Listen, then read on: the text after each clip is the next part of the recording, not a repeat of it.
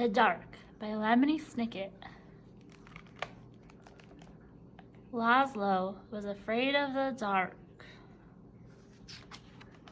The Dark lived in the same house as Laszlo, a big place with a creaky roof, smooth, cold windows, and several sets of stairs.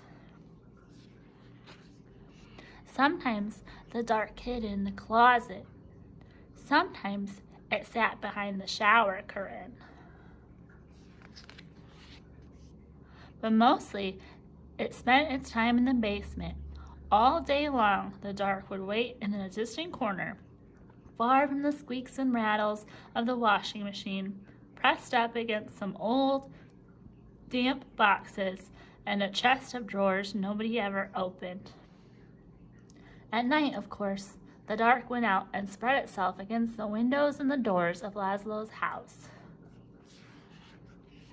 But in the morning, the Dark would be back in the basement where it belonged. Laszlo would peek at the Dark every morning. "Hi," he would say. "Hi, Dark." Laszlo thought that if he visited the Dark in the Dark's room, maybe the Dark wouldn't come visit him in his room.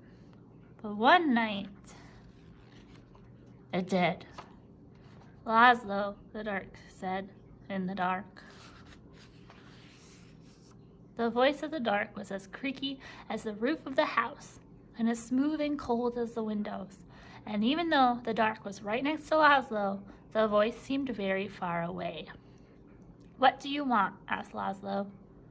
"I want to show you something," said the Dark. "In here?" "No," said the Dark. "Here?" No, said the Dark. "Downstairs." "Downstairs?" "Yes," said the Dark. In Laszlo's living room was the biggest window in the house. Laszlo looked out at all the dark outside. Above him, the roof creaked, and he closed his eyes. Now the Dark was all Laszlo could see. No, said the Dark again. "Not there. Down here." "In the basement?" asked Laszlo. "Yes," said the Dark. Laszlo had never dared to come down to the Dark's room at night.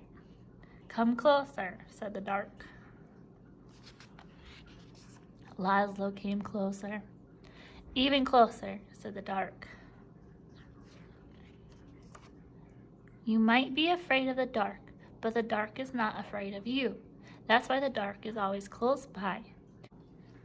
The Dark peeks around the corner and waits behind the door, and you can see the Dark up in the sky almost every night, gazing down at you as you gaze up at the stars.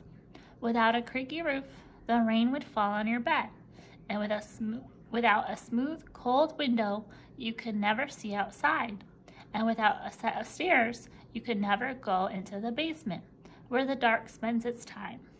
Without a closet, you would have nowhere to put your shoes, and without a shower curtain, you would splash water all over the bathroom. And without the Dark, everything would be light, and you would never know if you needed a light bulb." "Bottom drawer," said the Dark. "What?" "Bottom drawer," said the Dark. "Open the bottom drawer." "Thank you," said Laszlo. "You're welcome," said the Dark. By the time Laszlo got back into bed, the Dark was no longer in his room, except when he closed his eyes to go to sleep. The next morning, Laszlo visited the Dark in the basement. "Hi," he said. "Hi, Dark." The Dark didn't answer, but the bottom drawer was still open, so it looked like something in the corner was smiling. The Dark kept on living with Laszlo, but it never bothered him again. The end.